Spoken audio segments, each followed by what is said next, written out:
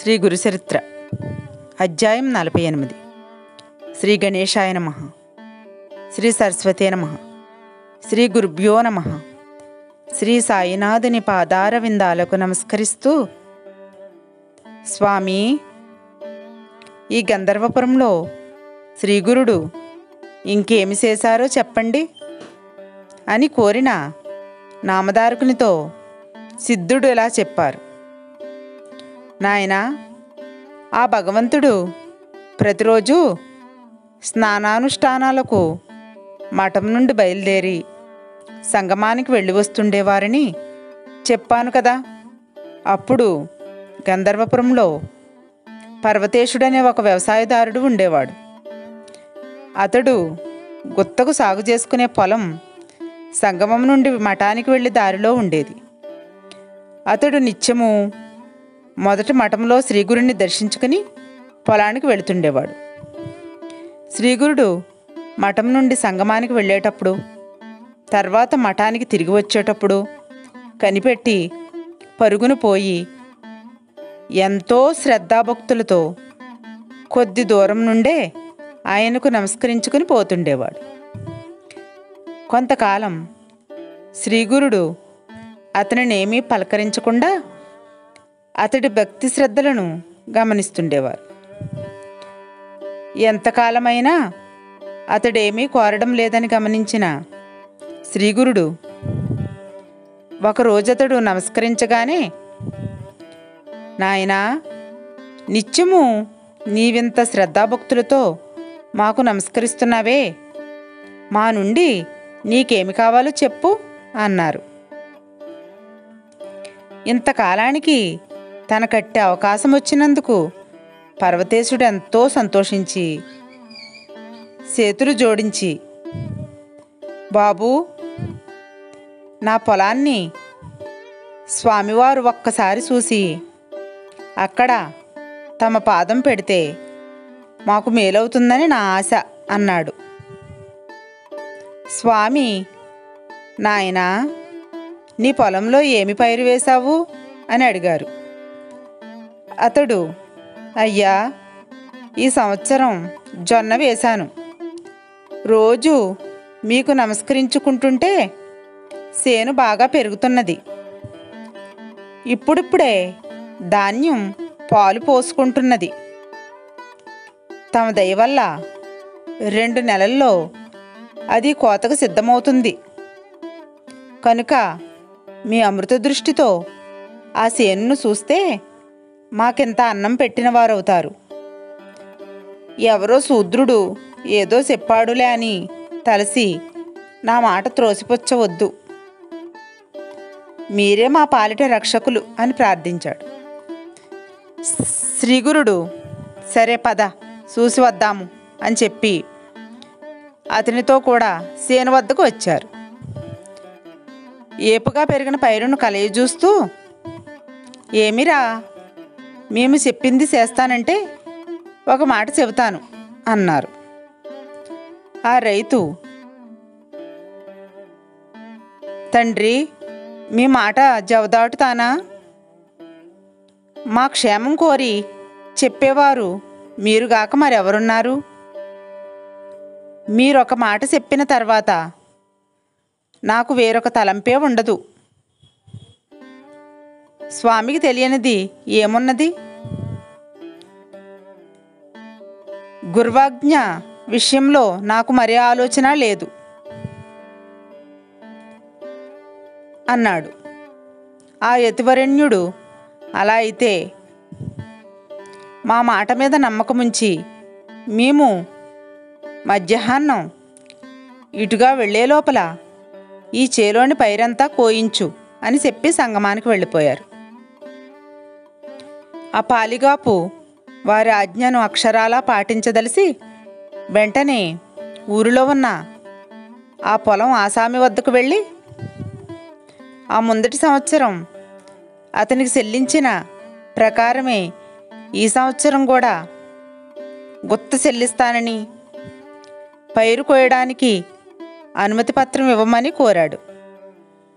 కానీ ఆ ఏడాది పైరు ఎప్పటికంటే ఎక్కువగా పెరగడం వలన ఆసామి అందుకొప్పుకొనక ఆ ముందటి సంవత్సరం కంటే రెట్టింపు గుత్త చెల్లించేటట్లు ఒప్పించుకుని ఆ ప్రకారమే కాగితం రాయించుకుని పైరు కోతకు అనుమతిచ్చాడు. ఆ కాపు వెంటనే కూలీలను పిలుచుకుని పొలం వద్దకు వెళ్ళాడు. పైరుకి ఇంకా పాలు పట్టే సమయంలోనే అతడు కోత కోయిస్తున్నాడేమో అని కూలీలు కూడా ఆశ్చర్యపోయారు. కానీ తమకు కూలి దక్కుతుందన్న తలంపుతో పనిలో దిగారు. అంతలో ఆ సంగతి తెలిసి అతని భార్యాబిడ్డలు నెత్తి నోరు మొత్తుకుంటూ వచ్చి అతనికి అడ్డుపడ్డారు. వాళ్ళని పొమ్మని ఎంత చెప్పినా వాళ్ళు అడ్డు తొలగకపోయేసరికి అతడు వాళ్ళ మీద రాళ్ళు రువ్వసాగాడు. వాళ్ళు భయపడి పరుగున న్యాయాధికారి వద్దకు వెళ్ళి, మహాప్రభు, మా వాడికి దెయ్యం పట్టిందో ఏమో గాని కంకులింకా ముదరకముందే పైరు కోయిస్తున్నాడు. వద్దని అడ్డుపోతే మమ్మల్ని రాళ్లతో కొడుతున్నాడు. ఎవరో సన్యాసి చెప్పిన మాటలు విని పంటకొస్తున్న పైరే చేతులారా పాడు చేస్తున్నాడు.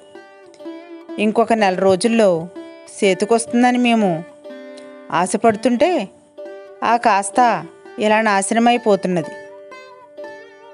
మీరైనా అతనిని నిగ్రహించండి అని గొల్లున ఏడ్చారు. ఆ న్యాయాధికారి, మీరు నాతో చెబితే నేనేమి చేయగలను? ఏమైనా చేయగలిగితే యజమానే చేయగలడు. అతనితో చెప్పుకోండి అని చెప్పి వారిని పంపివేశాడు. వాళ్ళు అప్పుడు ఆ పొలం యజమాని వద్దకు వెళ్ళి మొరపెట్టుకుంటే అతడు, వాడి ఇష్టం, వాడేమి చేసుకుంటే నాకెందుకు? క్రిందటి సంవత్సరం కంటే రెట్టింపు గుత్త నాకిచ్చేలా వ్రాయించుకున్నాను. అయినా మీరింతగా గోల పెడుతున్నారు గనుక మా మనిషిని పంపి వాడిని ఆపుచేయడానికి ప్రయత్నిస్తాను. మీరు వెళ్ళండి అని చెప్పి ఒక మనిషిని పంపాడు. ఆ మనిషి పొలం వద్దకు వెళ్ళి అడ్డు చెప్పగానే ఆ సేద్యగాడు, ఏమయ్యా, కాగితం రాయించుకున్న ప్రకారం యజమాని నా నుండి ధాన్యం తీసుకోవాలే గాని నేనేమి చేసుకుంటే అతనికెందుకు? ఆయనకు ఇవ్వవలసిన ధాన్యం మా ఇంటి గాదిలోనే ఉన్నది. అది చాలకుంటే వాటికి బదులు చెల్లించడానికి నా దగ్గర కావలసినన్ని పశువులున్నాయి కదా అని చెప్పి అతనిని వెనుకకు పంపివేశాడు. అంతటితో యజమాని ఊరుకున్నాడు. పర్వతేశుడు పైరు కోత త్వరగా పూర్తి చేయించి కొడవళ్ళు కట్టకట్టించి అవతల పెట్టించి శ్రీగురుని స్మరిస్తూ ఆయన సంగమం నుండి మఠానికి వెళ్లే దారిలో ఆయన రాకకై ఎదురు చూస్తూ కూర్చున్నాడు. కొంతసేపటికి అటుగా వస్తున్న శ్రీగురునికి అతడు నమస్కరించి వారిని పొలం వద్దకు తీసుకువెళ్ళి ఆ కోసివేసిన పైరు చూపాడు. స్వామి అది చూసి ఆశ్చర్యం నటిస్తూ, అయ్యో, నీవు అనవసరంగా పైరంతా కోసివేయించావే. నేనేదో పరిహాసంగా అంటే అన్నంత పని చేశావే. ఎంత పని చేశావయ్యా, పాపం. ఇప్పుడు నీ జీవనం ఎలా? యజమానికి ధాన్యం ఎలా ఇస్తావు? అమాయకుడా, పండని పైరు కోసి అంతా వ్యర్థం చేశావు కదా అన్నారు. కానీ పర్వతేశుడు కొంచెమైనా జంకకుండా ఆయనకు నమస్కరించి, స్వామి, నాకు గురువాక్యమే ప్రమాణము. అదే మాకు శ్రీరామ రక్ష. మీరుండగా మాకేం భయం అన్నాడు. అతని విశ్వాసానికి శ్రీగురుడు లోపల సంతోషించి, నీకు అంత దృఢమైన విశ్వాసం ఉంటే అలానే అవుతుందిలే అని నిర్వీకారంగా మఠానికి వెళ్ళిపోయారు.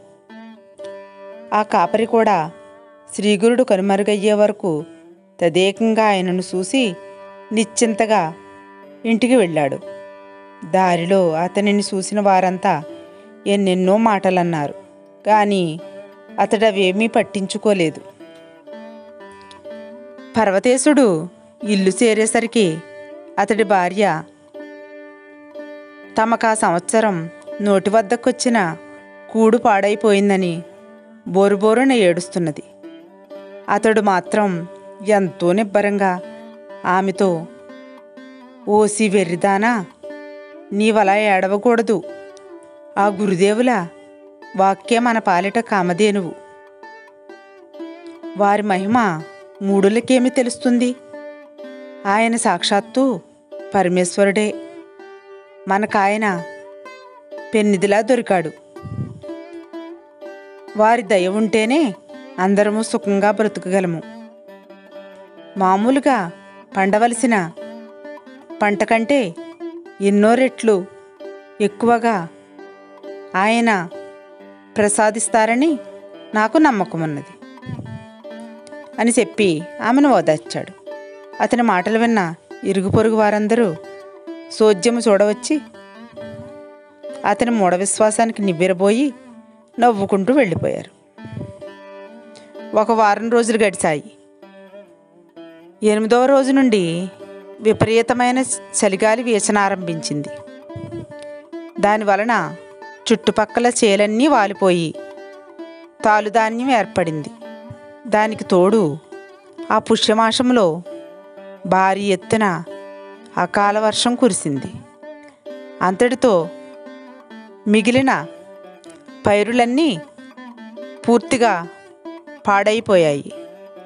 కానీ పర్వతేశుని పొలంలో మాత్రం కోయబడిన పైరు మొక్కల మొదళ్ల నుంచి ఒక్కొక్క మొక్కకు 10, 11 చొప్పున పిలకలు వచ్చాయి. పైరు ఏపుగా పెరిగి అమితంగా పండింది. అది చూసిన వారందరూ నిర్ఘాంతపోయారు. అతడి భార్య కూడా అమిత సంతోషంతో తన భర్త కాళ్ళ మీద పడి, అయ్యా, తెలియక నేనెంతో గొడవ చేసి మీ మనసుని ఎంతగానో నొప్పించాను. తెలివి తక్కువ వలన ఏమేమో నోటుకొచ్చినట్లు మాట్లాడాను. చివరకు ఆ మహానుభావుణ్ణి కూడా నిందించాను. అదెంత తప్పో ఇప్పుడు తెలుసుకున్నాను. అదంతా మనస్సులో పెట్టుకోక నన్ను క్షమించు అని ప్రాధేయపడింది.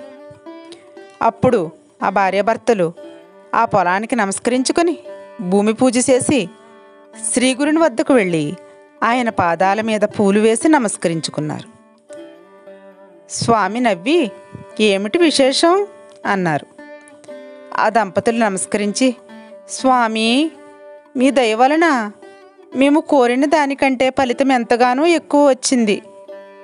మిమ్మల్ని మించిన కామధేనువు, సత్యమూర్తి భూమి మీద ఇంకెవరున్నారు? అమృతం వంటి మీ మాట అందరూ వినదగినది. అదియే అందరి పాలిట పెన్నిది. మీ సూపు పాపులను కూడా పావనం చేయగలదు అన్నారు.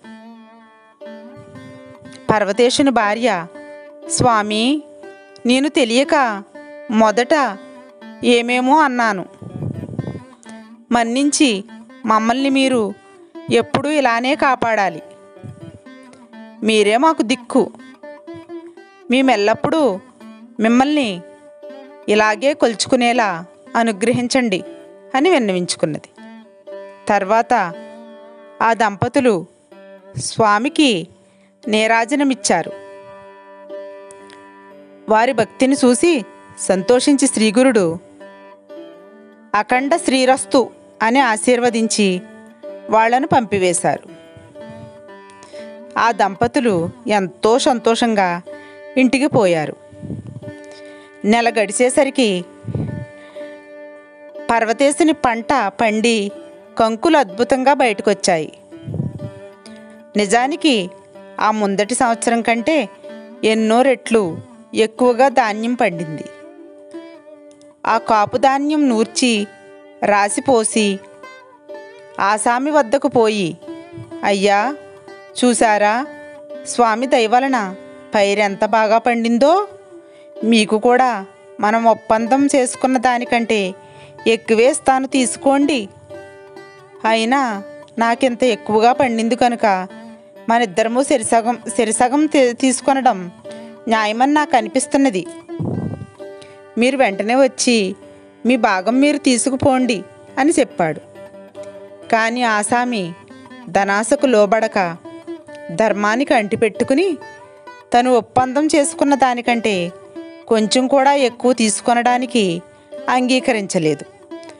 అది నీ భక్తి శ్రద్ధలకు మెచ్చి శ్రీగురుడు ప్రసాదించినది కనుక అదంతా నీకే చెందాలి అన్నాడు.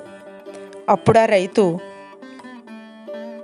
రాజుకు చెల్లించాల్సిన భాగం వేరుగా తీసి ఆ సంవత్సరం పంటలు నాశనమై అలమటిస్తున్న బ్రాహ్మణులకు కొంత ధాన్యమిచ్చాడు. అటుపైన మిగిలినదంతా బండ్ల మీద వేసి ఇల్లు చేర్చుకున్నాడు. నామధారక, శ్రీగురుని మహత్యం ఎంతటితో చూసావా? గురుభక్తే అభిష్టాలన్నింటినీ ప్రసాదించగలదు. శ్రీ దత్తాయ గురవే నమః. శ్రీ శ్రీ పాదశ్రీ వల్లభాయ నమః. శ్రీ నృసింహ సరస్వతే నమః. మళ్ళీ రేపు కలుద్దాం.